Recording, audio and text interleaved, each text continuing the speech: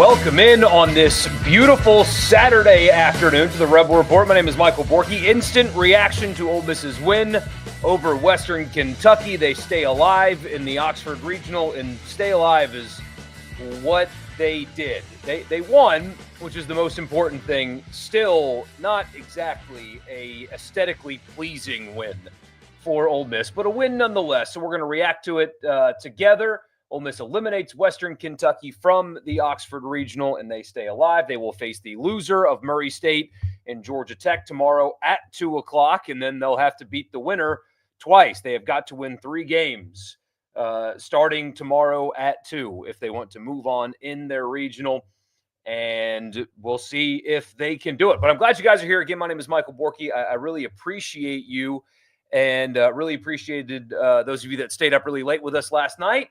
And if you're listening in podcast form, I'm glad you're here. Don't forget to subscribe wherever you get your podcasts. If you're watching on YouTube, subscribe to the Rebel Report. And if you like what you hear, leave a rating and a review. This edition of the show is brought to you in part by Toyota of Brookhaven. Check them out on Exit 40 in Brookhaven or online at toyotaofbrookhaven.com. If you want a good car buying experience, if you want a great car buying experience, that's the place to go. You don't have to live in Brookhaven to shop at Toyota of Brookhaven. Trust me, I bought a car from a dealership, a different dealership, not them, and I regret it because I just went the convenient route, somebody near me, and I got sold a lemon, and it was just a really awful experience on top of it all. Toyota of Brookhaven is actually going to take care of you and treat you like a person. By the way, if you tell them that I sent you, you get $1,000. Any in-stock new Toyota, $1,000 on me, straight up, before anything else, if you just tell them that I sent you. Outstanding interest rates and in-house financing. They have a service department that's one of the highest rated in the state as well. So check them out, toyotabrookhaven.com, exit 40 in Brookhaven. They will deliver. I can promise you that. So Ole Miss wins 8-6, the final. 15 hits for Ole Miss and 14 hits for Western Kentucky. 3 errors. We'll get to that here in just a little bit. So there's good, right? I don't want to be the negative guy, although some people on Twitter have informed me that that's what I am. The good, they won the game. They going 2-Q in your home regional again, because of course, as you guys know, it's happened before, would just completely destroy all of the goodwill that was built up throughout the course of this season. So they win. That they're still alive, that they are, I think, a better baseball team, generally speaking, than the one that they will face tomorrow. And we'll see if they can wind their way back and win a regional, although the numbers suggest that they're not going to. But still, the opportunity is going to present itself, and we'll see if they can take care of it. It would not happen, obviously, without a win today. They won. Winning is good. Losing is bad. Breaking news, more at 11. So that is a good thing. They won the baseball game. You had 3 guys hit 2 home runs each. Sanford, Udemark, and Foley. They had 15 hits offensively. It certainly wasn't a bad day, although 6 solo home runs. And I know these announcers have not been particularly the favorite of you guys. I've seen all of the commentary online. There was one point where they said, and they're right, you would like to see Ole Miss just like have a real offensive inning instead of just trying to hit the long ball, maybe string a couple hits together, work some counts, that kind of stuff. And it worked today, and it's fun to see home runs for sure. But they certainly were not the problem last night, in my opinion, although, again, it could have been much better. They weren't the problem today either. They had 15 hits, 8 runs, struck out 11 times, which is just what you're going to get with this offense at this point. So that was a good thing. Maybe some confidence building back up with some of those guys after last night.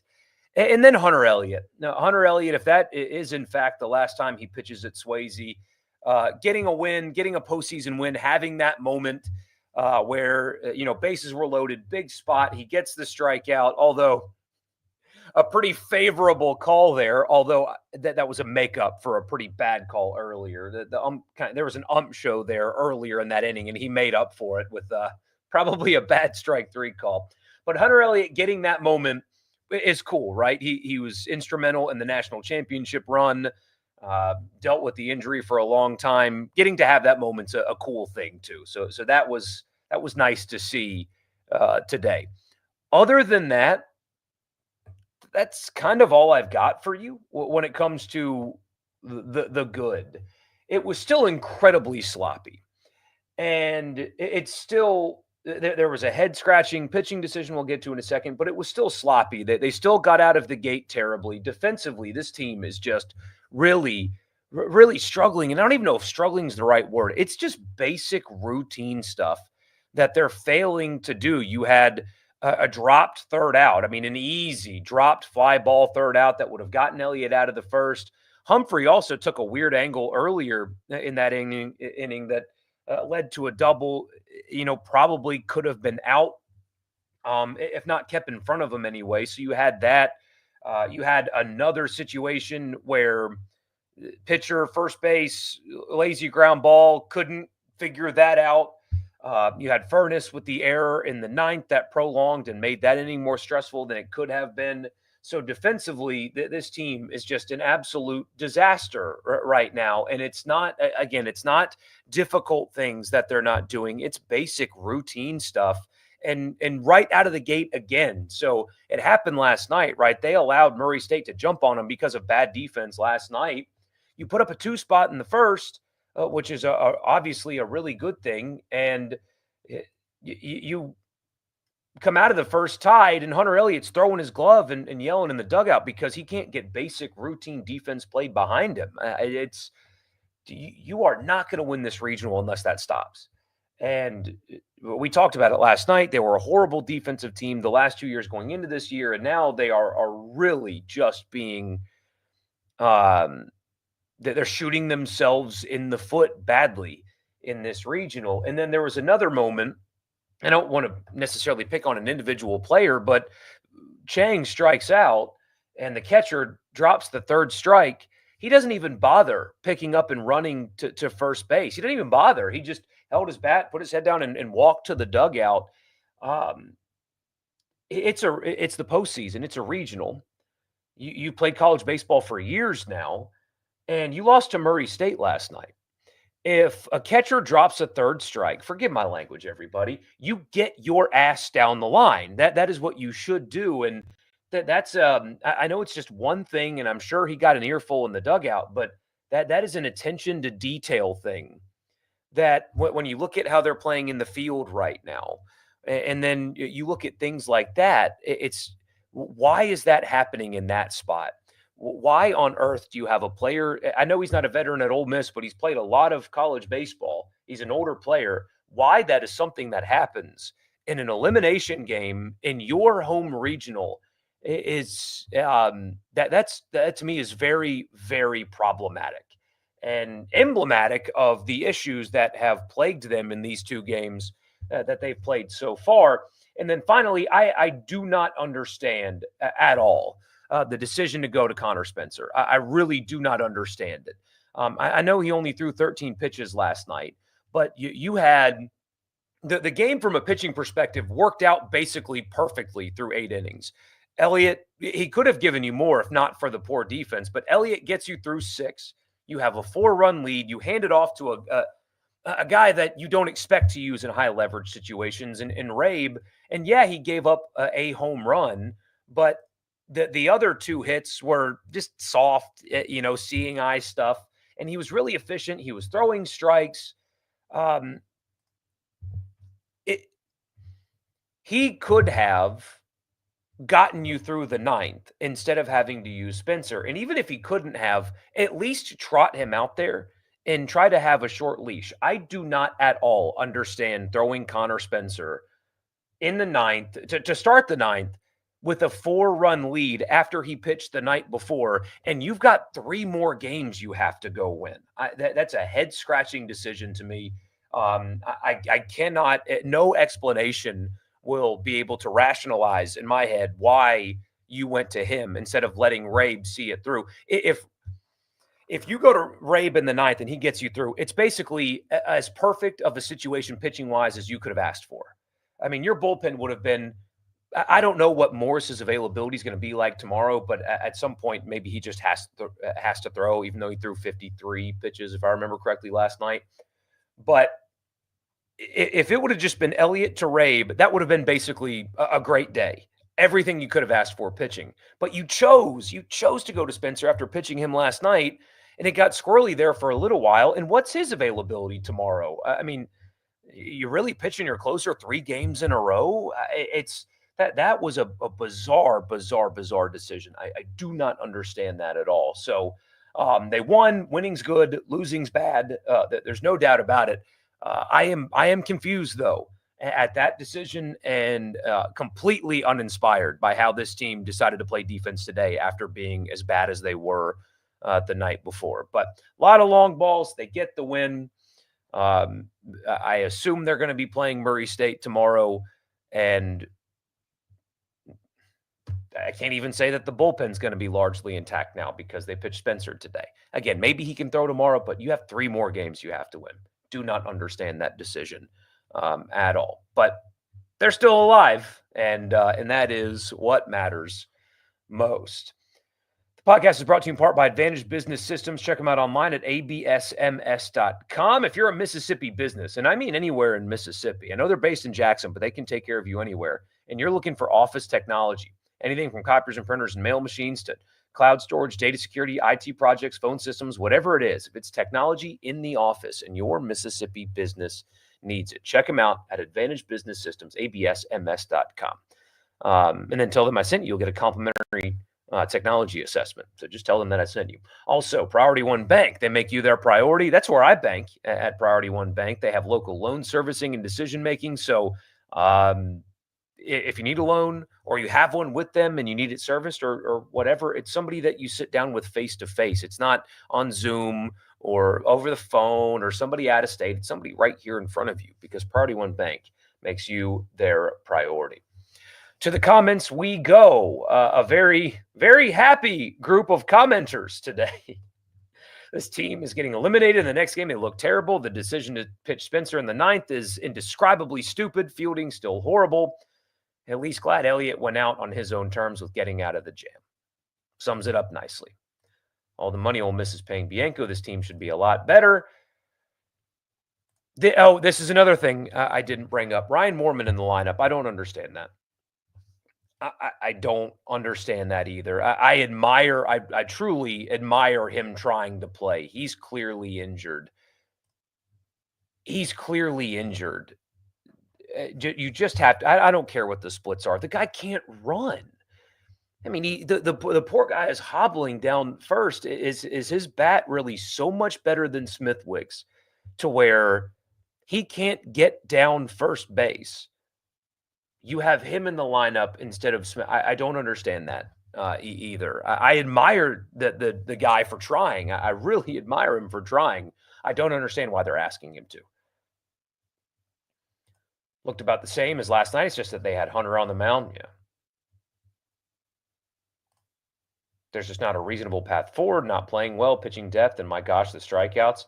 Yeah, I mean, this team has always had a high strikeout volume, though. Oh, and the defense. No kidding. It was a little emotional in the stadium when Elliott got his final out. In all likelihood, that's it for him. Yeah, and it felt like you could see that in him. Maybe I'm just misreading that, but yeah. Well, they survived, going to a very difficult hill to come out of this. Yeah, I mean, especially with the way Georgia Tech swings the bat. I'm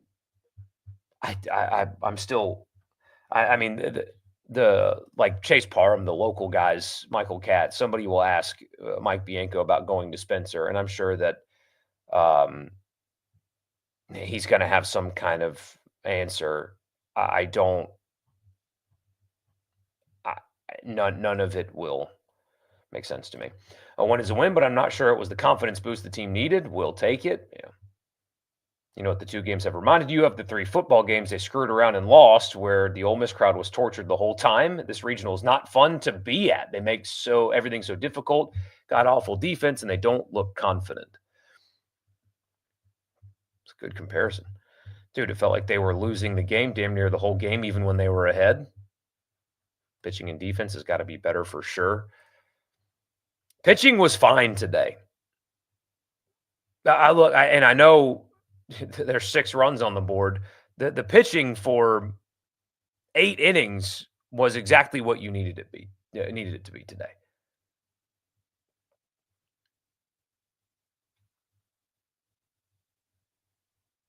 Yeah, Western Kentucky threw everybody. I mean, they just, you know, when it's, when you're at the end of the line, you just gotta throw everything out there. Did they take him out after 6? You can't pitch Elliott 7 innings every game. Yes, they took him out after 6. His pitch count was really, really high. It was really high. Would have been lower if he'd have gotten out of the first inning, when he should have. But anyway.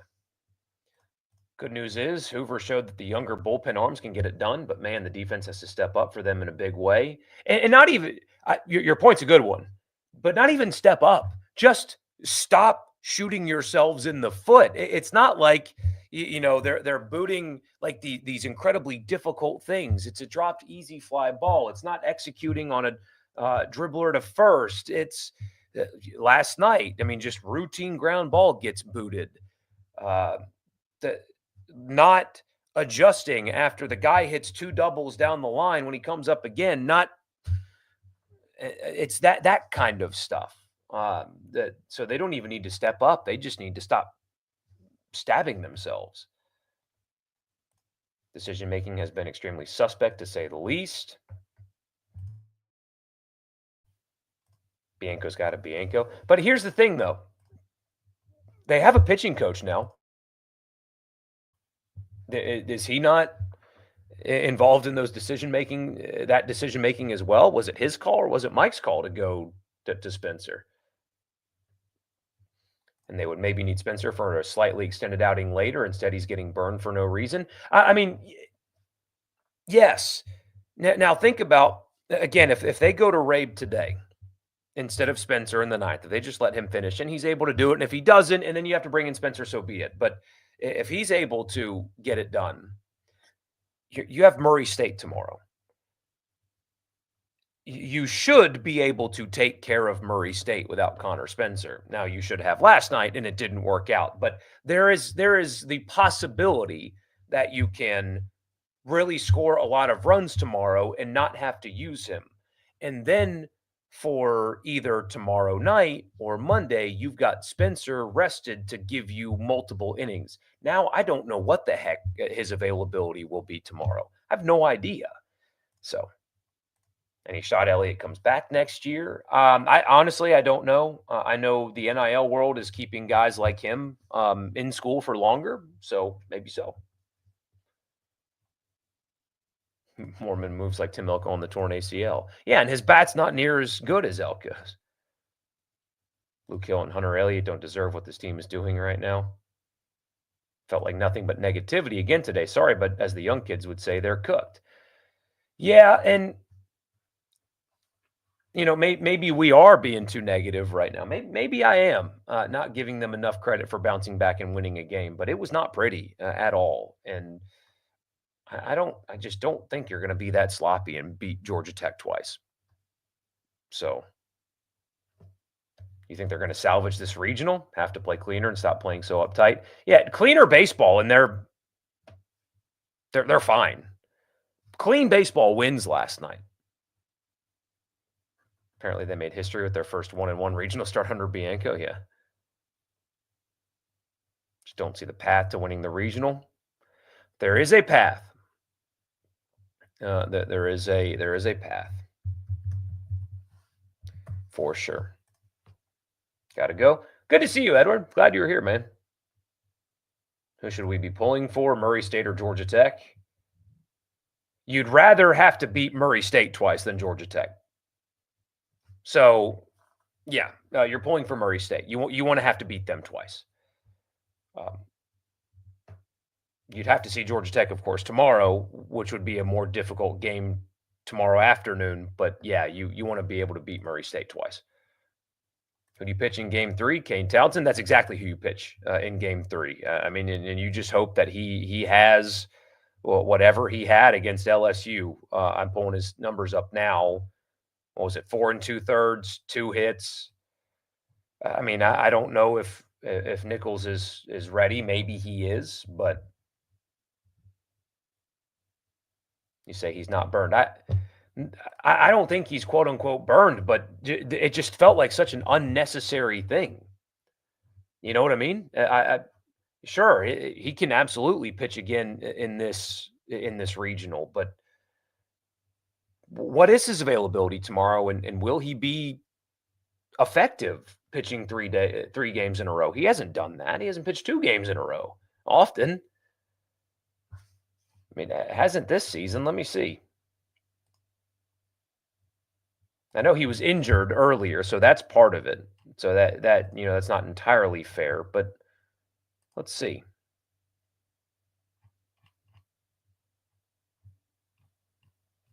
It's going to take me a second here. Sorry. Arkansas series, he pitched twice in the weekend, but not in back-to-back days. And his second outing of the weekend, he gave up 4 runs. Let's see. Pitched back-to-back days in Hoover and was really good in back-to-back days. But tomorrow would be 3 days in a row. Has not done that this season. Has pitched back-to-back days once this season. It was last week. But how effective will he be? In your experience playing college baseball, the head coach always can override the pitching coach suggestion, so I would imagine the move to Spencer was a Bianco decision. Yeah, and I'm trying to talk to you guys while also refreshing to see if here it is. So Mason Nichols, they have not made a decision yet, but Nichols apparently is available to pitch. So we'll see what decision they make. But apparently he is available. So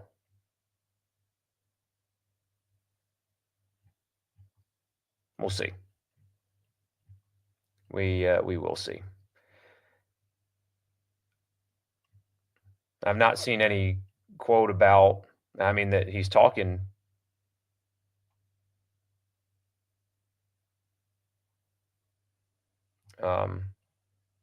He's talking to the media right now, but has not given an answer yet on why. I don't think he's been asked about why either, but who knows? Maybe I'm overthinking it. I think the defensive mistakes coming out in force in the most important stretch of the season comes back to culture. We are playing way too uptight and scared. That has not been the MO all year. Yeah, man. And I know I pointed to it earlier, but the thing with Chang, what does that say?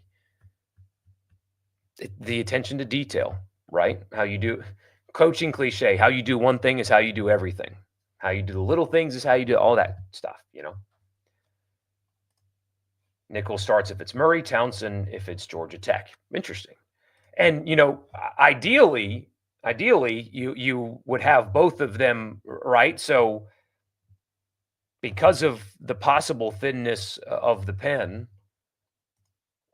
I don't know if maybe tomorrow you have to throw both of them in the first game. You would hope not. But, McCausland is available, you would think. Gunnar Dennis is available for sure. Morris is, if you have to. In a perfect world, you wouldn't have to pitch him until Monday, and then you could really get a lot out of him. I don't know. It's tough. They don't have all that many great options to begin with. So you hope that the offense, when they hit 6 home runs in a game, some of them can have a runner or 2 on. And yeah, let's hope for a 15-inning affair in the afternoon game. Yeah, no kidding. No kidding. Just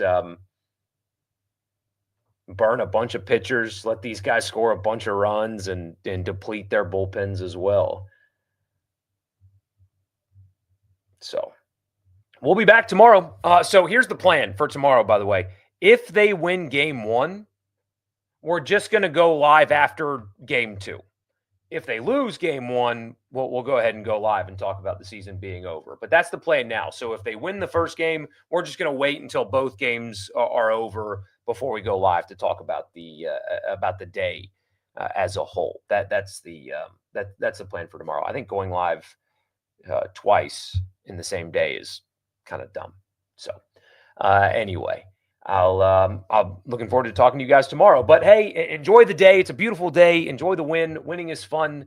Go crack a beer, pour a whiskey, maybe throw something on the grill, and enjoy yourselves on this end of May Saturday afternoon. Appreciate you guys being here. I'm gonna go do that myself, and I'll see you guys tomorrow. Hopefully, I'm seeing you guys tomorrow night. I'll see you then.